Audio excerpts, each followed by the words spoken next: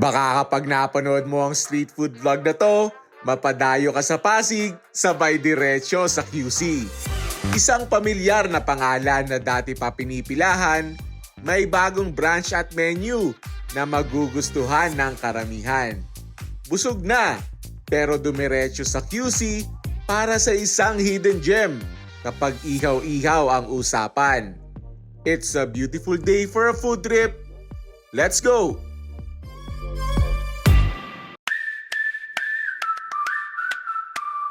Narito na tayo sa Senyor Birria sa Manggahan, Pasig. Grabe, na-miss ko yung Senyor Birria. Pero this time, iba ang titimusan natin. Meron daw silang bago.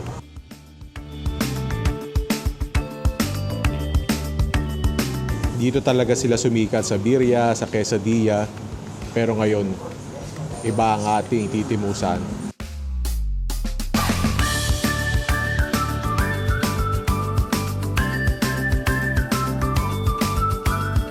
Isa pa nilang bago, yung Senyor Quesadilla. O kahaba ng listahan ng kasama, tas 129 pesos laang. Titingnan natin kung kaya pa natin yan. Yan na, manok.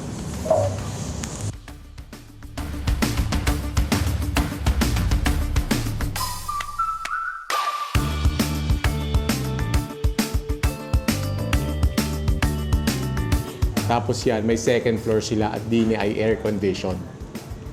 Sarap ng kain dini ah.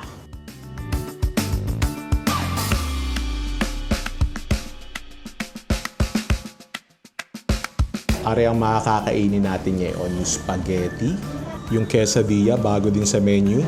Are niluluto kanina. And then, what? Yung kanilang peri chicken.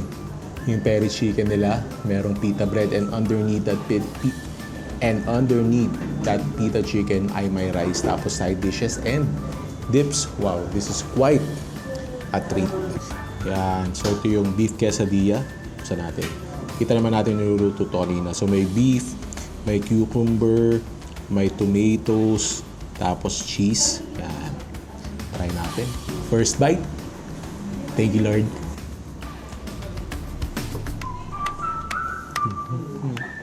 Wow, grabe. Ito yung quesadilla talaga na bawat kagat mo, lasang-lasa mo yung spices ng beef na ginamit nila. And very beefy, very cheesy. Ayan o, sulit na sulit to.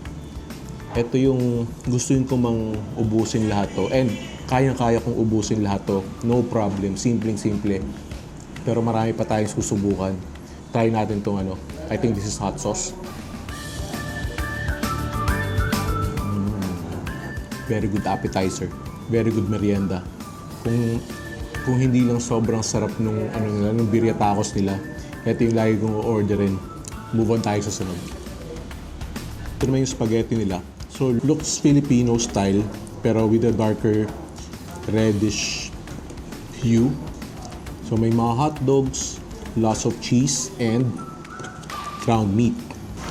Try natin kung ano lasa.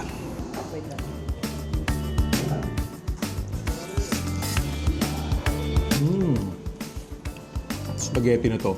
Kala ko na Filipino style. May konting tamis. Konting-konti lang yung tamis. Hindi sobrang tamis. Tapos very meaty. Very cheesy. May nalalasahan ako hindi ko ma-place eh. Pero ibang-iba siya sa Filipino style. Yung foundation ng Filipino style spaghetti nandun. Pero meron siyang added na kakaiba na flavor na hindi mo usually matitimusan sa Filipino style spaghetti. Parang liver spread ba yun or... Tapos once you get over the initial surprise, kasi unang tingin mo nga, Filipino style spaghetti, tapos magugulat ka, hindi siya Filipino style ah.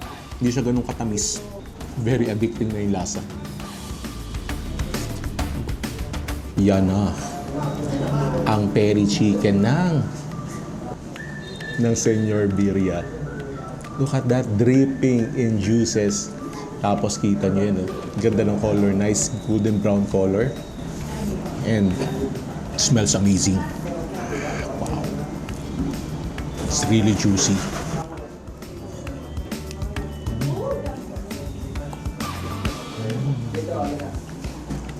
Kailangan na second bite nun.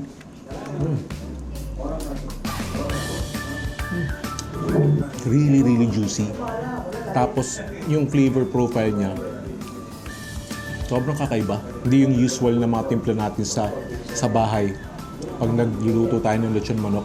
Actually, na-try ko na to before sa Tunasan branch nila. Pero ano lang, quarter chicken lang. Tapos rice. I'm assuming in-improve pa nila to kasi mas masarap siya ngayon kaysa sa dati. Hindi pa ako nagkakanin, paubos na kagad yung isang quarter na chicken. And, hindi ko pa nagagamit yung mga dipping sauce nila. Try na itong kanin. So, yung kanin pala nila, so yan, may mga ground beef din. Yan o. So, ito pa lang, ulam na. Try natin yung kanin lang.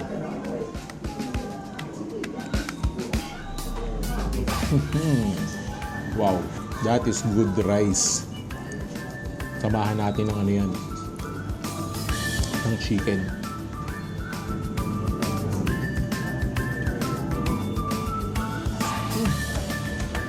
Itong chicken na to, siguro good for 3 to 4 na tao. Mabubusog dito. Kanina nung tinitingnan ko yung chicken, nung bago iluto ko, parang sakto lang yung size. Pero nung naluto, malaki naman pala. Tapos siya may pita bread din. So you know what to do. Pag may pita bread, try natin itong ano pala. Kasi ang totoong sukatan ng juiciness ng manok ay yung breast part. Yan natin. Okay. Yeah, not bad. Not bad. Try natin. That is juicy chicken. Lagay natin siya sa sa pita bread. Lagay natin itong mga side dishes.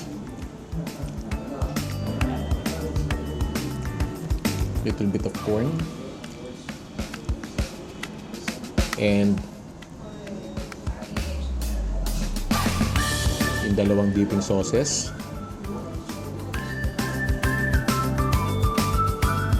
And look at that gorgeous bite.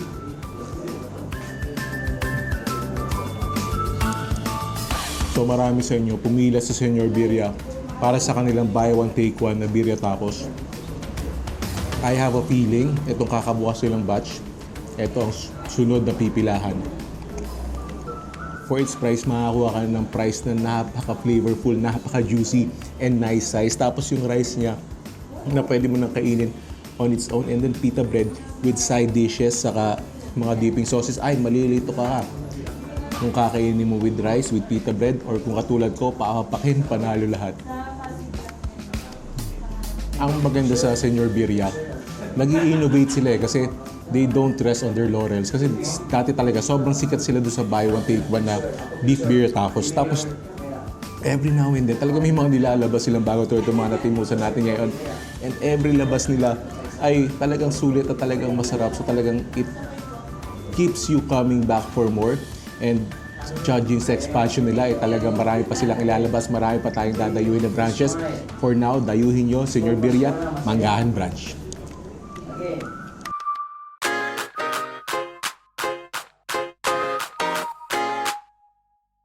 Narito tayo sa famous barbecue and silog station. Naimbitahan tayo ng aking bed and brother and former doormate si Jason Gomez. Tama-tama, nasa Timog area tayo, titimusan natin yan. Ari daw paggabi, ay ang dami talaga nakatambay, umiinom, nagpo-food trip kayo, medyo maaga pa, pero yan, nagmamauntian na. Ari yung menu nila. Syempre mga ihaw-ihaw, mga rice meals, saka yan, mga pulutan. Bakit may mga pulutan? Ay pwedeng-pwede din ang mauntian. At kasama natin sa nasa vlog, Sir Gary, and ang aking bed and brother, doormate Jason, ang may-ari ng famous Silog and Barbecue. Yan ang mga pagpipilian at tara ang aming order. Ayos! Hati na kami ni Aisha dyan. Oh, ang ganda ng dikit ng apoy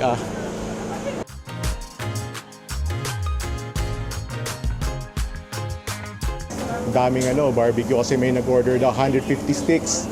Talagang kaya naman pala yun ang pangalan, famous. Talagang daming umorder. Inunahan na ako na rin, nakakita ng pritong tawilis.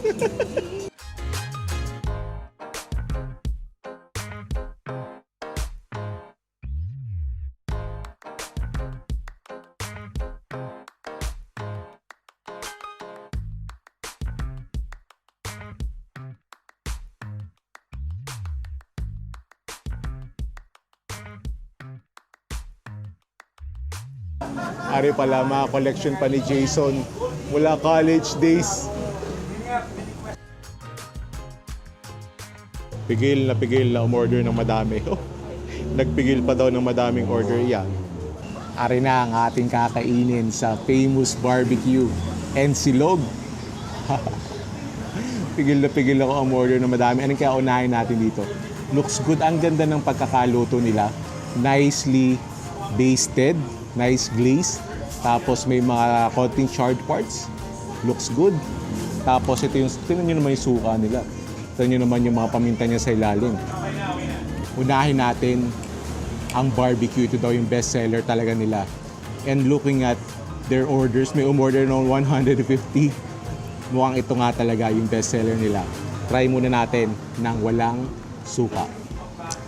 Napapalunok na sa laway eh. First bite. Thank you, Lord.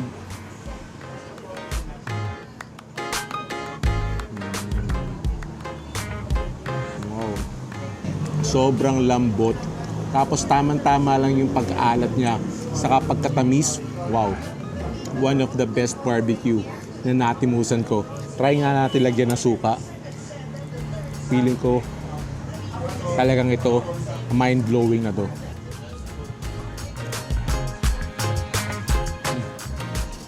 Yung malambot na barbecue na perfectly salty and sweet, lalagyan mo ng asim saka anghang. Out of this world. Try naman natin tong isaw. Yan.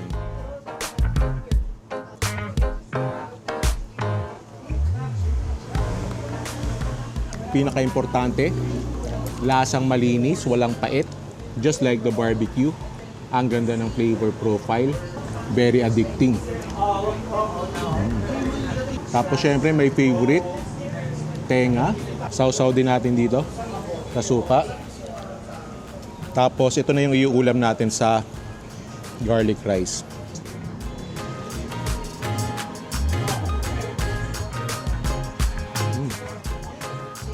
Imagine yung perfectly salty and sweet.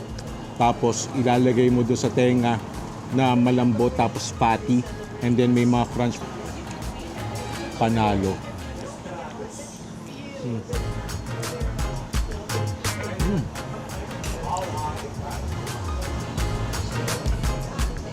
Meron din silang mga longganisa. Ito yung kalumpit. So ito yung garlicky. Meron din silang chorizo. Gusto ni Aisha garlicky sa longganisa. So syempre, goes without saying, panalo yan sa maanghang na suka. Tapos garlic rice, ay. Isa pa paborito ko, bulaklak.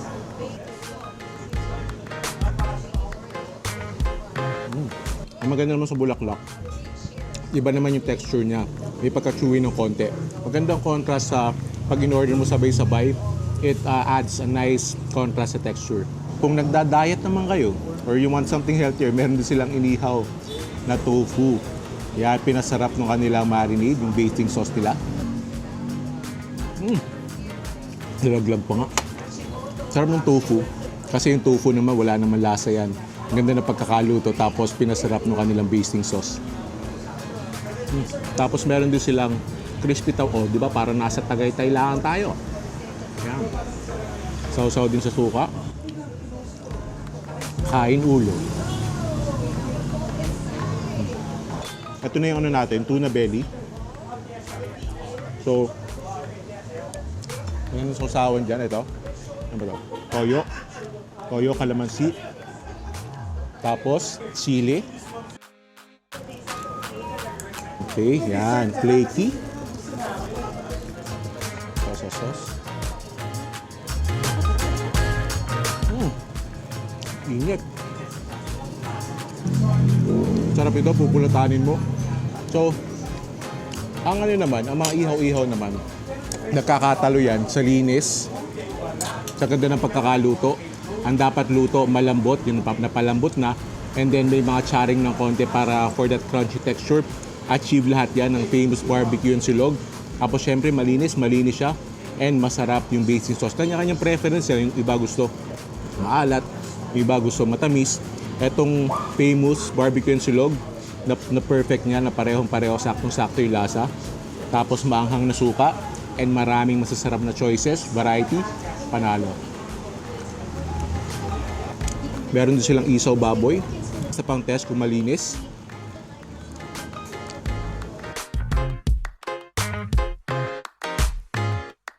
Malinis.